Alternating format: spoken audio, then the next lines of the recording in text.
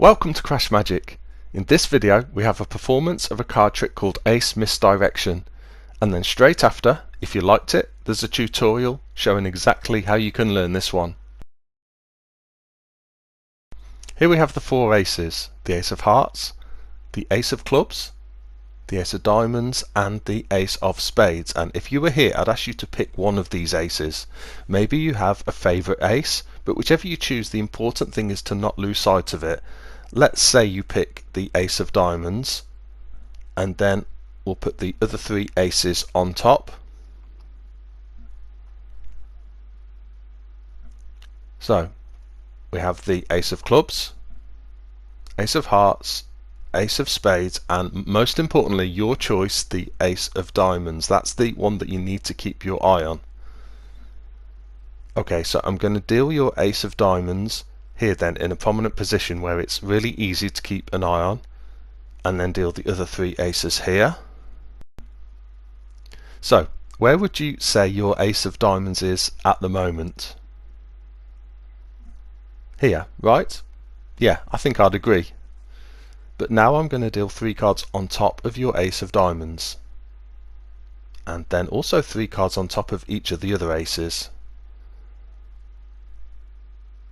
Okay, now then, where do you think your Ace of Diamonds is? Still here? Are you sure? Yeah, of course it is. But the thing is, getting you to select a favourite ace was all just a misdirection. In cards and in life, it's so easy to concentrate on one thing so much that you don't follow what else is going on. So what I really want to know is, would you be able to tell me the order of these three aces? So starting with the Ace of Spades, can you remember which pile the Ace of Spades was in? Maybe this pile?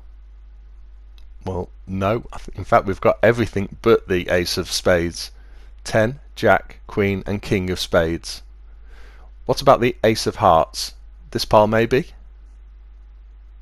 No, we've got the 10, Jack, Queen and King of Hearts. And finally the Ace of Clubs? No, that's not here either. 10, Jack, King of Clubs. So where are all the aces? Of course under your favourite ace, the Ace of Diamonds. I hope you enjoyed that card trick, and if you did, here's the tutorial. In my performance I added a few little tweaks, but here are the steps to learn the classic version of the trick. So the starting point that we need to get to is to find the four aces, and also to have a little finger break under the top three cards of the deck. So we want to get to the point where we've got three any random cards with a finger break under, and then the four aces on top. Now you can of course get to this point by making this trick totally impromptu. So you could have a shuffled pack of cards. Let's say the aces are just distributed randomly into the pack. So once you take the pack, the shuffled pack, you then find the four aces and place them down on the table, and then spread them out, and as you're asking your spectator to choose one, you secretly get a little finger break under the top three cards. But if you're not confident of doing that, there's a much easier way of starting the trick. So even before you approach anyone, if you get your little finger break under the top three cards and then put the four aces on top as a get ready, you can immediately then start the trick from that point and just deal off the four aces from the top onto the table. Once you've dealt the four aces down, you can then just square the cards up that are still in your hand, making sure you've maintained that finger break. And then you ask your spectator to choose one of the aces, and to help with the overall narrative of the trick, it's a good idea to make a big thing of them maybe choosing their favourite ace. Let's say they choose the Ace of Spades this time, so we put it face up on top of our three face down cards that we've got a finger break under, and then we can pick up the other three aces in any order, and then we're going to lift off all seven of those cards. So the spectator thinks we're lifting off the four aces, but in actual fact we've got the four aces and the three down face down cards that we got the finger break under. And then what we're going to do is just rotate the aces onto the pack from top to bottom. So we've got the three random aces, And finally, that leaves us with the ace the spectator's chosen, and we can just drop that straight down on the pack. Now if you remember, we've got the face down cards under that, but the second we've dropped their favourite ace on top, we're totally clean then. There's just face down cards underneath. So we can then flip their ace over as well and ask them to keep an eye on this ace and place it down on the table in a really clear position where they can see it, and then say we're just going to deal the other 3 aces down behind. At this point I'd ask if they know where their favourite ace is, and 9 times out of 10 they're going to say here, which of course it is. You don't have to show it at this point. Then we're going to deal 3 cards on top of all of the aces, starting with their ace.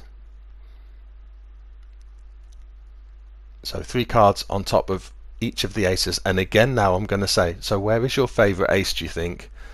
Of course they're normally going to say here, and you can turn this pile face up, being careful to make sure that you don't show the cards that are behind it.